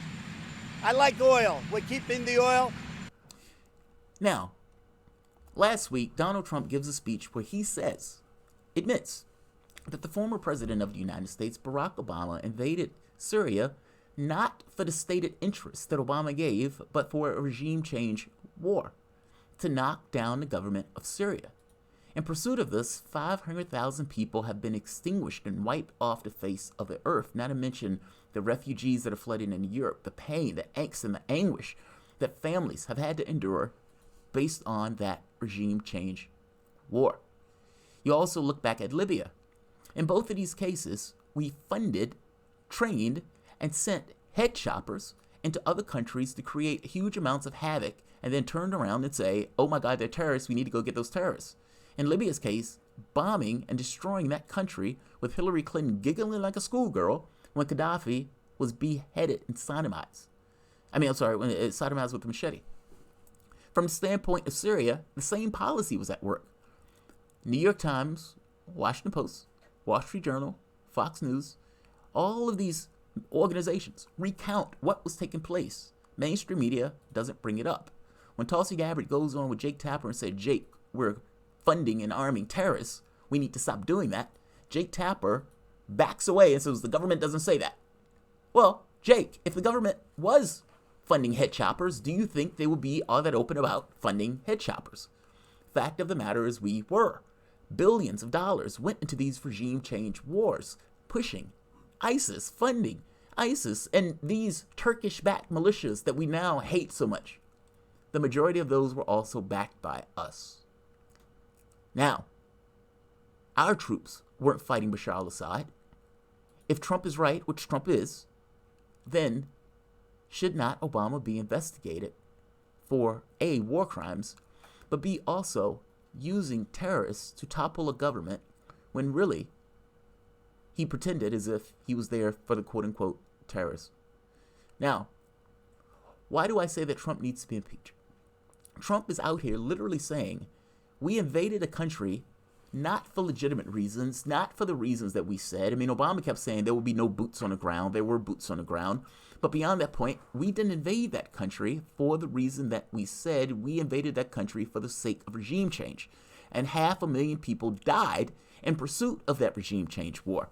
However, despite not having legitimacy in going into Syria, and despite now Russia, Syria, Iran, for the most part, coming to terms with Turkey in order to create some level of stability in that area, meaning our presence is entirely unnecessary. Bashar al-Assad is taking back his land. Russia is helping him in this pursuit. They have made deals with the Kurds for some level of autonomy. They're not going to have their own Rojava, this kind of project that the United States wanted to have to create a area in somebody else's country. But autonomy, to some degree, we're not necessary to this process. And despite not having legitimacy, Donald Trump says, yeah, by the way, we're keeping the oil. We're going to steal the oil. We are literally in somebody else's country that haven't invited us there, that don't want us there. Our presence is entirely unnecessary. And Trump's perspective is, oh yeah, I'm sending back in troops to steal the oil. I like oil. Oil is awesome to me. Oil is great to me. I would wallow in it and wash myself in it if I had the opportunity to do so. So at this point, we're going to, quote unquote, protect the oil from ISIS. Like, this is utterly ludicrous. And the media, as horrible as they are, go along with it. If you ever wanted to know how shameless and shallow your media is, they're backing him up on this. The president of the United States is literally saying, we invaded a country for false pretense. And now that I'm leaving, I'm also going to steal the oil while I am there. That is extraordinary and indefensible. What is the president behaving like a king? This naked imperialism that Donald Trump is engaged in, where he is literally deciding to steal the resources of another country. This is against international law. Now, international law, I've argued, doesn't exist. I've argued that for years. That what they consider international law is only applicable to countries that can't defend themselves. To bigger countries, Russia, China, the United States, Britain, France, Europe, it doesn't exist. It is a fig leaf. It is there only to attack nations that can't defend themselves. Donald Trump, in this outright naked imperialism, has decided to steal resources from another country. You would think the media would be hollering about this. You would think the Democratic Party will be screaming, the law is the law, and this is breaking the law. How dare the president of the United States is invading somebody else's country and stealing their oil. This is beyond the pale. We can't allow this. If that's the case, then he can go and steal anything. Why not go into France and steal the gold out of the vaults? Why not go into anywhere and steal anything? You've set the precedent. If Russia funded, supplied drug dealers and sent them to Mexico and the border of Texas, and then turned around and said, look, we can't keep having these drugs flow into our country, so we're going to put our military in Texas in order to stem this tide. And then take the extra step and say, oh yeah, we're stealing the oil fields while we're there. We're just protecting them from the drug dealers. And then you find pictures and images of the United States, or in this case Russia, ferreting away the oil to be sold elsewhere. Images have arose of the United States guarding the oil fields and stealing the oil and sending it elsewhere. Now, you would say that's a ludicrous example, Jamarl. Russia wouldn't be able to do that. That's true. Russia wouldn't be able to do that. They wouldn't have the military prowess to pull that off, especially from the standpoint of us with the $1 trillion military. But they also wouldn't be stupid enough to spend that much resources and waste that many resources to do so. That is, however, what the U.S. is doing. We are in someone else's country. Let that sink in for the moment. Oftentimes we have this American perspective where we look at the world, and looking at the world, we act as if the world behaves and acts and has these kind of inner things that are somehow different than us. So when they're slapped, they just stand there and take it because we're the ones that slapped them. We screamed in a conspiracy theory that Russia used Buff Bernie ads and Jesus masturbation ads to turn people away from voting for Hillary Clinton, and that was tantamount to an act of war. Look back at what those unhinged Democrats were saying after the election. They had lost their mind. They still do, even after the Mueller investigation. They started wrapping Mueller into it. Well, maybe Mueller is a Russian plant. We need to look at what took place that Mueller was investigating. The ditch never stops being dug. But in this case, a sovereign nation doesn't want the U.S. there. A sovereign nation does not need the United States there. And if we're being grossly honest, I can show you article after article of the billion-dollar shadow wars, New York Times, that we were running in various places in Africa, the billions of dollars that we were spending in regards to CIA-funded operations to knock down Assad or to take down Gaddafi, or for that matter, shadow wars that we've been running in these various countries around the globe. Pinochet, Guatemala, Honduras. Yeah, You're talking about like pre-Obama, but we've been doing this forever. Iran. Let's talk about Iran for a moment. Yeah. We wag our fist at Iran. Do you know that we involved in a coup in Iran? And in that coup, the reason that we did it, a government, by the way, that was relatively secular, overthrew that government. Now, we overthrew that government because that government came up and says, hey, we need more money for oil. And they said, yeah, screw that. Britain and America got together in order to topple the government. Iran took their government back. It just so happened that it was an Ayatollah and a religious maniac that was the one that ends up taking control of the government. But whatever you want to say, we threw them over a cliff first. They regained certain level of autonomy in regards to their objectives, and we never accepted that. And we have attacked them relentlessly since. And we're shocked that they hate us.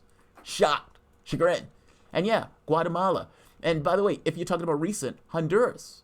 Honduras has been on fire for 10 years based on what Hillary Clinton did in Honduras, meaning assisting in the coup attempt. But Guatemala, Ecuador, like many of these countries, Bolivia, many of these countries in South America where we've instigated ourselves in, and that doesn't even touch. Insinuated.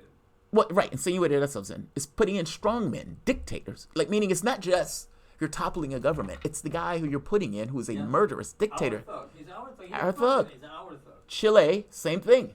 Yeah. I mean, those countries have had basket case times dealing with that. We don't look at that in this country. Vietnam. We instigated ourselves in Vietnam. Millions of Vietnamese were killed in that war. Yeah. Why? Because the U.S. had this belief of a domino effect, and that if you let one government become a lefty government, then all of them will become a lefty government. That was the cover story. That was the cover story. But we killed or were responsible for the deaths of millions. That's the point I'm trying to tell you. Meaning these other countries, we look at these things through American perspective, and media looks at it through an American perspective. But the problem is an American perspective doesn't really give you a flesh-to-bone view of what human beings, just like you, that feels pain, that hates it when their kids are killed, that grieves after their kids that are killed. And I put it to you that a bomb kills and decapitates just as well as a sword, if not better. Yeah, much more personally. Yeah. Wedding parties, just random people. Random people. I mean, it's astonishing that the media looks at this in this way. The media looked at Trump saying this and said, okay.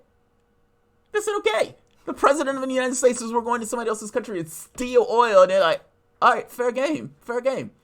The president is a king, and the media accepts him as such. I was astonished by this, and then after I saw this, I said, how can he not be impeached?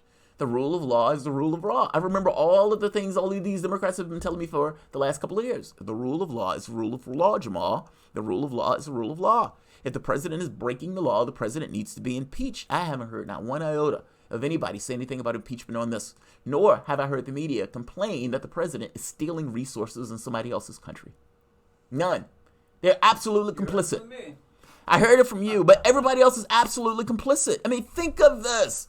How does this happen? Capitalism. We take it, or somebody else does. No, I get that, but this is a little different. Trump's not hiding the ball. Like, typically, Obama and these other presidents say, we're killing people for humanitarian reasons. We're murdering people because it's the humanitarian thing to do. They give it a cover story. Family values. Family values. Trump is not hiding the ball. No. And in not hiding the ball, he is saying something that is infinitely impeachable that none of the Democrats will touch it. This is fair game to them. This is fair game to your media. You want to see bias in action right here. If the Russian government said we're going to go into and invade anywhere in America, that would be off the table. If they said in the pursuit of that invasion that they're stealing the oil while they're there, again, it sounds ludicrous, but that's effectively what we're doing. What gives the United States any right at all to anything in Syria? I am fundamentally unaware of what that is. Well, I think Mr. Trump is saying it. He says, I have might, therefore I have right. Yes, might it was right even when it's wrong. And that goes back 4,000 years, at least as far back as we can see. It does. But we are supposed to be more civilized. We have a caller. Let's take a caller. We're supposed to be more civilized than that. And my point is the contradiction between civility and between this. Let's say we have a caller. We have a caller. Oh, Jamal. What's the caller's name? He's only here on Sundays. Oh, okay. That caller apparently is not for me. All right. So He's only here on Sundays. one last point. Tulsi Gabbard. Tulsi Gabbard apparently has the same perspective on this as me. She is shocked, aghast that this flies. Now, if you remember, Tulsi Gabbard put out the bill, Stop Arming Terrorists. It was very straightforward and to the point. We are arming terrorists. And if you and the media were honest about that, and the fact that you're not honest about it gets across how grotesque that is. Head choppers, rapists, people who are essentially subjugating populations to this kind of religious maniac rule.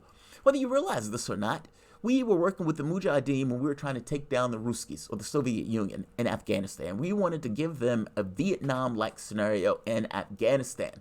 And so we radicalized the various elements in that part of the world. Russia knew about it. The American public didn't know about it. And because we took an American perspective, when the Russians rode in, we flipped out. Oh my God, look at them. They're invading that country. We're trying to do the same thing with Hong Kong, by the way. We, in a clandestine way, have been working with the opposition figures in Hong Kong. China knows it. If you look at China television, they say as much. Now, the catch here is, what China also knows is that two things that the U.S. wants, and they're okay with either scenario. Hong Kong being wedged away from China, or China intervening in a heavy-handed way into Hong Kong. Either one of those scenarios will provoke the United States saying, ha ha ha, or, oh my God, look at them invade that country. The catch is, Hong Kong, whatever their grievances are, supposedly is part of China. And as part of China, you have no idea the level of pain that these guys experience from what is taking place in Hong Kong from the standpoint of embarrassment. They will probably say, never again. And it's saying never again. They say that because they full well understood the situations that they were in when they were an earlier nation and Western powers running roughshod over them. Let's hear Tulsi talk about Trump. She slams Trump on this, and she is on point and right. And these are my favorite times to see her. President Trump's statements confirmed by Secretary of Defense Mark Esper confirmed that his intent is to deploy U.S. troops to protect Syrian oil that does not belong to us. And President Trump talked about, yeah, we'll take some for ourselves and maybe send an ExxonMobil to manage that for us. Hear the audio that I was pushing through. Secretary Esper, when asked, he confirmed that this was the case. And when asked, well, you're going to fight let's just hear him to protect this oil even from the What's Syrians the person's name? and the Russians? And he said, yes. To be Okay, clear, Al, what's going we're on, Al? talking about resources, oil that does not belong to the United States. It's Syrian oil. It belongs to Syrian people. Number one, it is a disservice to our troops to dishonor them by sending them on a mission that has nothing to do with our national security. This is about oil. Number two, Congress has not authorized this. Our troops have been in Syria under the authorization of Congress that was passed shortly after 9/11 to defeat Al-Qaeda and its affiliates and offshoots like ISIS. Doesn't matter what they say. You know, they said, oh, they want to protect this oil from ISIS. But that follow-up question to Secretary Esper, he said, well, actually, yeah, well, we're gonna keep this oil from the Syrians who actually own the oil and the Russians so that we can make sure that we give the money to the Syrian Kurds so that they can buy more vehicles and weapons to fight ISIS. They're being very, as you said, being very blatant and transparent about their purpose. The problem is it's illegal and unconstitutional.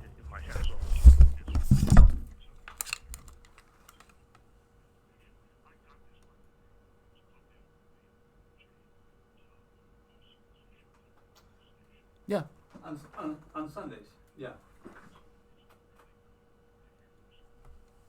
Thanks, man.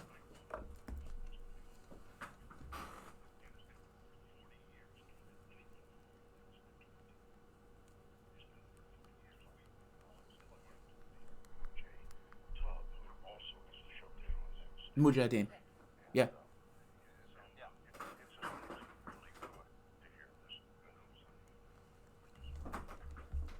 Thanks, man. I appreciate it. I try. I mean, the reason environment creates behavior, right? At least that's my thought. The people, whoever they are always intertwined with the environment to which they find themselves. There is no such thing as a distinctive I. You're always somewhere, and in the context of that somewhere, that etches itself on you. Where this notion of you as purely an individual thinking and functioning on your own doesn't necessarily exist. In the context of military, I say that, and I take this perspective because of issues of pain. When you're in the hospital and you're ill and you don't feel well, and the doctor is saying that you may die, or the doctor is saying if we have another surgery, you're not going to survive through it, and you've experienced pain, pain sucks. It is a living hell. It is hell in real terms. What does that mean when you're abroad? And does that hell change just because it's a bomb or just because it's a family member that dies or is killed or is injured, especially if it's something that we in this country are doing?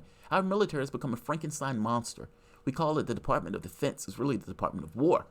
And I say that to say that if we are doing things that are injuring and hurting people, and then you take this American perspective as if those things don't matter, well, that's a problem. $7 trillion. I go back to that because this has not been to our better interests.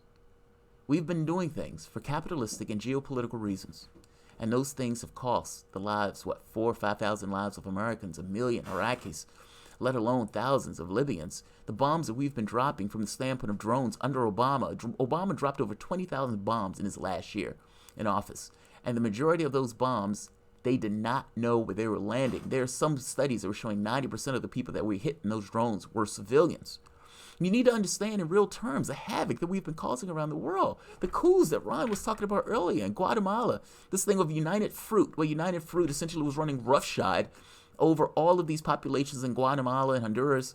And when the workers wanted a little bit more, you had Bernays come in to give propaganda to the president of the United States to make it look like there was a social or communist takeover of those countries, in which case the U.S. put his boot down. Do you know we were putting in bombs? We raided and bombed the palace, if I'm not mistaken, in Chile. It's hard to understand what the CIA has been doing behind the scenes in our name. Go look back at the Kennedy Commission when they were trying to break the CIA and put all of that stuff on the table in regards to what they were doing. Even recently, the simulated attack, or this notion that in order to try to get Fidel Castro, you would have a simulated attack, either real or simulated, essentially bombing a boat of people, either killing those people and pretend, or for real, in order to blame Castro in a false flag. I make the point to you that the caller was right. This should be problematic to people as human beings, to not want to see us and our wealth and our resources to be used to bash and hurt other human beings around the globe. Am I my brother's keeper? That's not just for the United States, that's also out there. So goes them, goes I. That's not a religious tenet to me.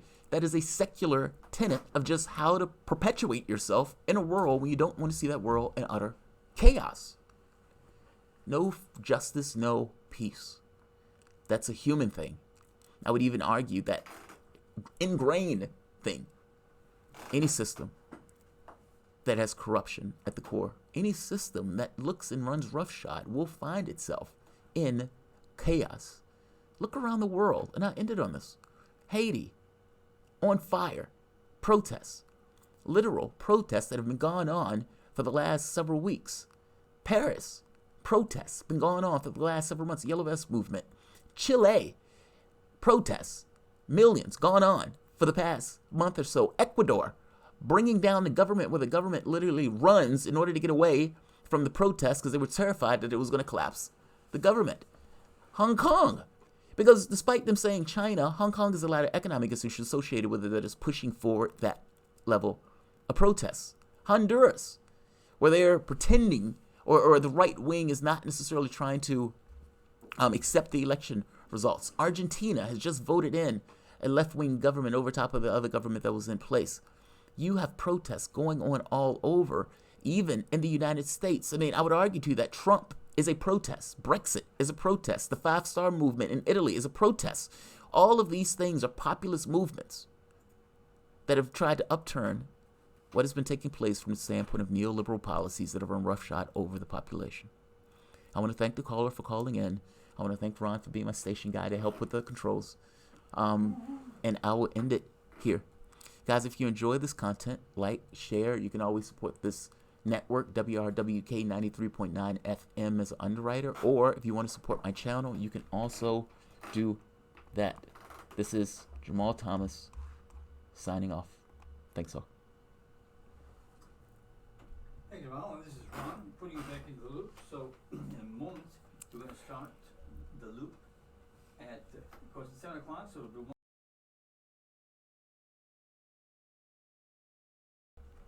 and without further ado, here is Project Censored. Brought you compliments of Pacifica, Lee Carlton, and this very local, very community station, dedicated to you, WRWK, LP FM 93.9, The Work FM, serving Chesterfield, Henrico, Richmond, Goosel, Hanover, Powhatan, and the entire universe if you have internet. So, take it away, Luke. Here we go. Alright guys, I'm gonna end this here. Like, share, and subscribe. Thanks all. Alright, that went well.